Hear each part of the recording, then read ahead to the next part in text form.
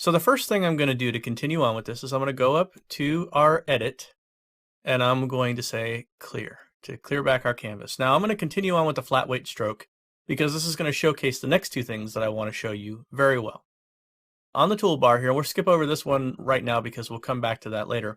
But for right now, we're going to look at the size, which is this slider right here where we can move up and down in size, and also the opacity, which is this slider right here, which we can move up and down. Now, by default, this brush happens to be at 100% opacity, which means that when we make a mark, and let me just go back to freehand, when we make a mark of any color, we're going to get 100% opacity, and it's going to 100% cover over whatever was underneath. That's what 100% opacity means. Now, transparency would mean that we're able to see what's underneath that brushstroke. So if I come down here and I say, let me go ahead and have a low opacity, like say 23%, and I make that same mark, you can see some of that black through. And if I switch to another color, you'll be able to see some of that blue through as well. And the lower the opacity, the more you'll be able to see that. So I'll do something like 8% and make another mark, and you can really see those colors as they're surviving through here. So when you want a more transparent effect where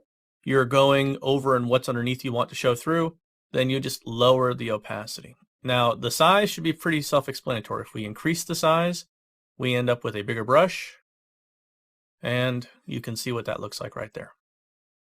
If we increase the opacity back up to 100%, you can see the difference very distinctly between the low opacity at the larger size and the high opacity at the larger size.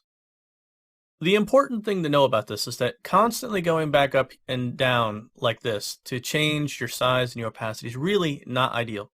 And there are some keyboard shortcuts that can help you very quickly. And I'll just go over to Edit Clear to begin with here. And by the way, normally what I would do is I would assign a keyboard shortcut to that Edit Clear so that you don't have to constantly be going up to that menu, because again, it's about workflow. You always want to make sure that you do the least amount of clicking possible and keep your brush over the canvas at all times. And to that end, we're going to look at how to control our brush stroke. So the first thing that we can do to control our brush stroke is use the bracket keys. And the bracket keys are going to allow us to go up and down. The left bracket is going to allow us to go down in size, like so. So I'll go down to 12, and then I'll go down a few more times to 8, and then I'll go to 5, and I'll go to 3. So you can see how that goes. And the right bracket is going to allow us to go up in size. So I'm going to 10, 14, 17. So you can see how that goes. Now, where do we control the increments that allows us to go up and down for every time that we hit that bracket? Well, if we go to Edit, Preferences, and then we go up to General, you'll see here that the brush size increment is currently set for 1 pixels. Now, generally speaking, that'll be just fine. However, if you want things to go a little faster when you're using the brackets, you might want to consider going to 2 pixels, which is what I'm going to do right now. So now, when I go up and down, let me go ahead and hit the left bracket a few times. You'll see that I go small very rapidly, and I don't have to click as many times. So going up and down, I can move very quickly between thin and thick brush strokes very quickly using the bracket keys, using my preferences. Now, the other thing that we can do is we can control our opacity. And let me go to Edit Clear again. And with the opacity, the way that we control this is using the numeric keys on our keyboard.